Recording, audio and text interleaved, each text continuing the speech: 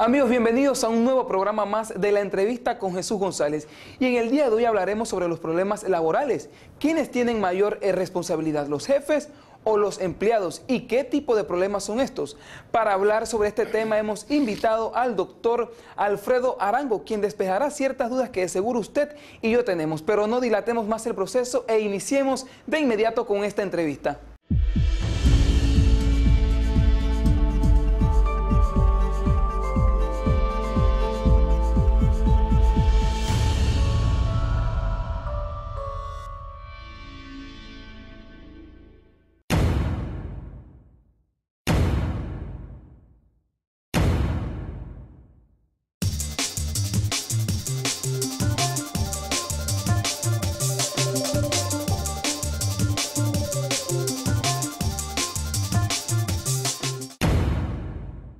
Bienvenidos amigos, y tal como se los comentaba al inicio, se encuentra en nuestros estudios el doctor Alfredo Arango. Y les cuento que el doctor Arango es catedrático de la Universidad Nacional de Panamá en la Facultad de Psicología. Además de ello, es vicepresidente de la empresa psicográfica S.A., la cual se encarga de dar seminarios a distintas empresas, tanto nacionales como internacionales. También el doctor Arango, o mejor dicho, el maestro Arango, como le gusta que le llamen, es un gran dramaturgo panameño que ha escrito diferentes cuentos y ganado distintos premios, entre los que sobresale el premio Ricardo Miró a Mejor Cuento del Año. Pero bien, dejemos a un lado la literatura e iniciemos con el tema que nos compete en el día de hoy. Doctor, y algo que me llama poderosamente la atención es sin prisa pero sin pausa, que ese es el eslogan de su empresa. ¿A qué se refiere cuando utiliza este eslogan? Bienvenido. Hola, ¿cómo estás, Jesús? Mira, el eslogan de mi empresa está tomado de los cursillos de cristiandad. Realmente de ahí lo tomé y significa que tú no pierdas el paso. No necesitas apresurar las cosas se dan cuando tocan que se hagan, pero tú haz tu trabajo y no te detengas en todos los detalles y en todas las acciones, porque básicamente cuando una persona tiene una visión de algo o quiere o un proyecto o algo, puede ser bellísimo, pero si no hace acción no vamos a ningún lado. Entonces ese es lo que yo propongo. Acción es ser determinante en los proyectos. Moverse sin pausa, mover, aunque no tienes que apretujar, ni golpear, ni tampoco pretender que todo se haga al modo de uno, sino que todo va paso a paso. Todo se da como se vaya acomodando, pero con buena organización y planificación. Bien, doctor, en su experiencia, tal como lo comentamos al inicio, usted ha dado seminarios a distintas empresas, tanto nacionales como internacionales. ¿Cuáles son esos tipos de problemas que usted ve comúnmente en las empresas? ¿Qué es lo que muchas veces llega a que la empresa no se desarrolle como debiese de ser? El problema fundamental es el de la adecuación de contratar a alguien para el trabajo. Contratamos personas y por, vamos a decir, falta de elementos objetivos científicos como son las pruebas psicológicas, que yo las defiendo, o porque la persona tiene muchos años entrevistando y conociendo cuál es el perfil que debe tener la persona. A veces se contratan gente que no son las adecuadas. Entonces en el primer mes nos damos cuenta que no son las adecuadas, en el segundo mes que no son las adecuadas. Y sigue esta persona y a los 10 años decimos, Alfredo, esta persona no rinde, caramba, pero si hace tiempo que te hubieras dado cuenta de eso, hubieras hecho un correctivo. O la adiestras en lo que le falta, o le preguntas qué pasa, o la trasladas hacia un lugar que se sienta mejor. Es la adecuación. Hay personas que tienen mucho talento para cantar y los tienen tocando tambor. Exacto. Entonces tú necesitas que cada persona esté en el puesto que mejor puede desempeñar para que aproveche sus fortalezas, sus talentos, sus competencias y además esta persona pueda realizarse en la vida laboral, que es el objetivo final. ¿Qué tan viable es una prueba psicológica a los empleados antes de que ingresen a la empresa? Totalmente viable. Mi empresa se dedica a eso y en esa prueba psicológica se detecta si la persona es coherente, si dice la verdad la prueba o lo mintió, si es una persona honesta que tiende a engañar con algunas preguntas que te captura. Si dices mentiras en la prueba te captura. Si la persona tiene autocontrol, si tiene buen ajuste, qué tan propenso a accidente, cuando tiene problemas lo hace racional o emocionalmente, qué tan independiente es, qué tan organizado, qué tan metódico, todo eso se llaman 16 rasgos de personalidad que hay en una prueba psicológica. Disculpe que lo interrumpa, nos menciona el caso muy puntual de el adecuarse, pero aparte de ello, ¿qué otros problemas se enfrentan las personas en el área laboral? Los siguientes problemas es el choque que hay entre procesos y herramientas y capacidades.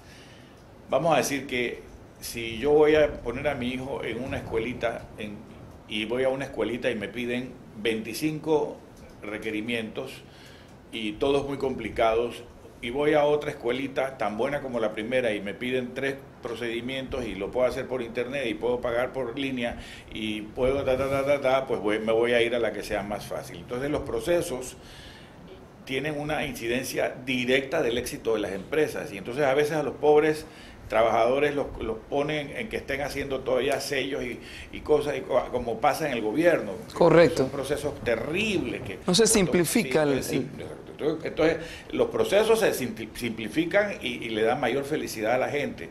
Tiene que ver con eso. También los tienen trabajando sin las herramientas adecuadas. Exacto. No está en el entorno adecuado. Y las herramientas tienen unas computadoras lentas o tienen una máquina de soldar vieja y entonces no hay esa visión que deben tener de darle las mejores condiciones a los trabajadores. Que muchas veces cuando no están las herramientas óptimas ocurren accidentes. Nos tenemos que ir, doctor, a la pausa, pero al regreso seguiremos con más de este tema. No se mueva, que ya volvemos.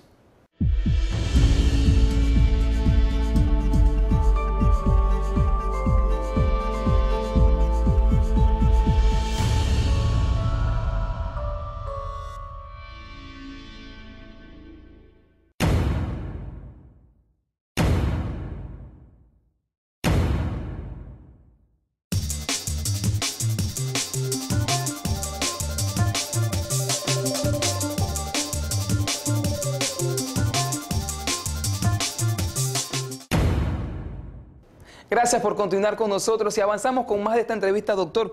Y nos mencionaba 2 casos muy puntuales, pero además de ellos, ¿qué otros problemas se ven dentro de las empresas? Los problemas que hay por las diferentes personalidades, por convivir. Cada quien nace con un temperamento, una personalidad, una serie de valores, unas costumbres, unas normas, y entonces te encuentras a otra persona que no respeta las normas con las que tú vives, que en algún momento pues deja tiradas las cosas, que no te devuelve las cosas, que no tiene la calidad de vida que tú tienes, entonces ahí hay ese tipo de... Se quedan fricciones. Entonces es importante potenciar que el grupo se lleve lo mejor posible, que haya buenas relaciones, que le llamamos relaciones sanas, relaciones funcionales. Y esto se hace a través de intervenciones que tienen capacitadores y personas de este tipo que hacen este trabajo, que sensibilizan, que ponen a los grupos bajo un control a que hablen y que diriman sus diferencias. Un caso, y se lo menciono muy a lo panameño, quítate tú para ponerme yo. ¿Cómo se percibe ese caso en su experiencia? Ese caso se da porque hay personas que sufren de envidia y que la definición de envidia es que yo quiero que no tengas lo que tú tienes, aunque yo sepa que nunca lo voy a tener. Correcto. Entonces atacan a las personas, les serruchan el piso, lo que se dice todo esto, pero eso se da más en los ambientes gubernamentales que en los ambientes profesionales de la empresa privada, en donde de acuerdo a lo que tú haces se te valora, no en base a las insidias y a los corrillos y a todas las influencias y estas otras cosas. ¿Qué sucede cuando, qué sé yo, viene la empleada de la casa con problemas y los lleva al trabajo? Hemos dicho siempre que decir que los problemas del trabajo no los traigas a la oficina, los problemas de la oficina no los lleves a la casa, es imposible hacerlo, porque somos seres integrales. Exacto. Yo he tenido casos de una asistente mía que tiene un problema muy serio con el hijo, y yo digo a esta persona, vamos a ayudarla, no le demos ciertas cosas que haga porque no puede concentrarse muy bien. Hay que tener la capacidad de entender que nosotros no podemos dividirnos. Ahora, venir a la oficina a contar todas las historias de lo que nos pasa en la casa en horas de trabajo, en vez de producir, ya es otra cosa. Precisamente eso le quería preguntar. Mucha gente dice, no se pueden llevar los problemas familiares al trabajo, pero somos seres humanos. Sí. ¿Cómo se contrarresta esto? Se contrarresta con que haya un espacio en algún momento para hablarlo, ¿no? Pero no, y después de eso, a regular esto.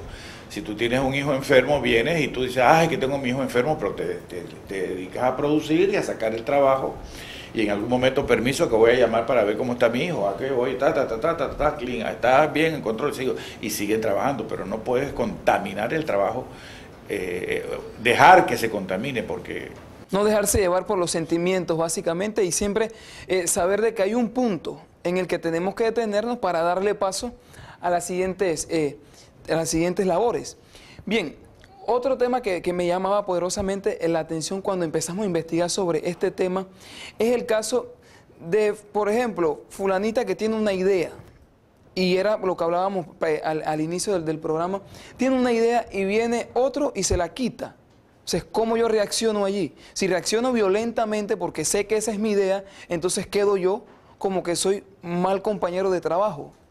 Claro. Robarse las ideas de los demás es una actitud disfuncional de gente mediocre. No es una actitud propia de alguien íntegro. No, es una mediocridad porque todos somos capaces de tener ideas. Y lo importante de esto es que en estos ambientes que la cultura del líder ha creado o ha permitido que haya todas estas cosas, es un desastre. Correcto. Porque es un desastre que viene desde arriba. La cultura de la empresa la determina el liderazgo que hay. Si él o la líder son unos patanes irrespetuosos, se va a rodear Exacto. de patanes irrespetuosos. Y los que sean, entre más patán sea su empleado, mejor se llevará con él. Entonces eso también tiene que ver. Exacto. Precisamente lo que acaba de tocar y es el liderazgo. De eso vamos a hablar después de esta última pausa. No se separe que ya continuamos con más.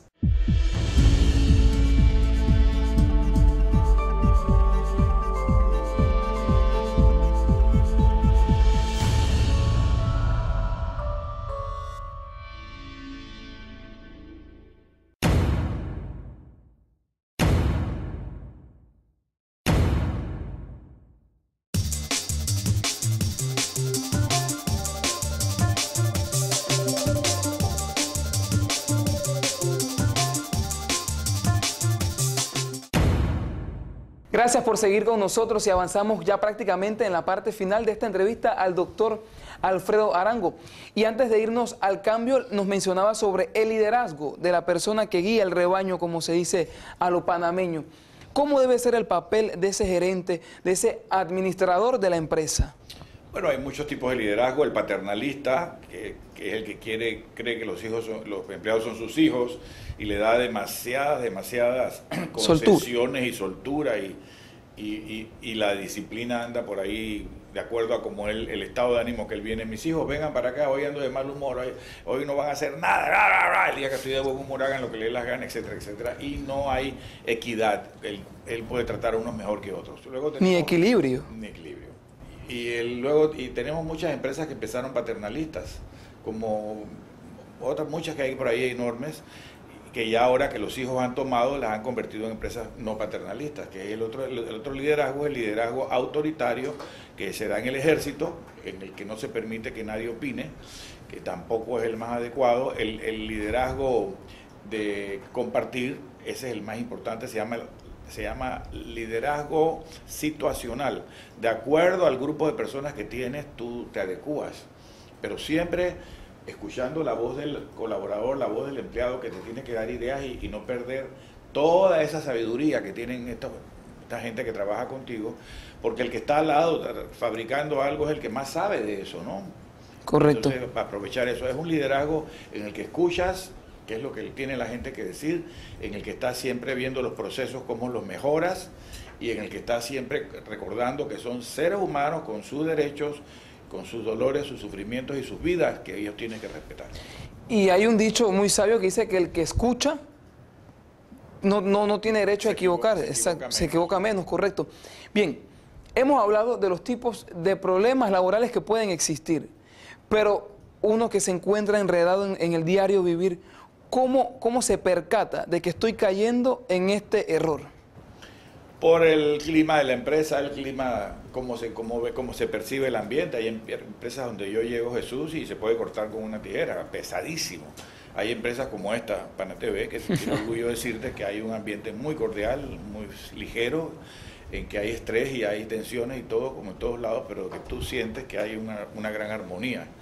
Entonces, la gente que trabaja en lugares donde hay armonía es más feliz y los clientes lo perciben. Lo perciben.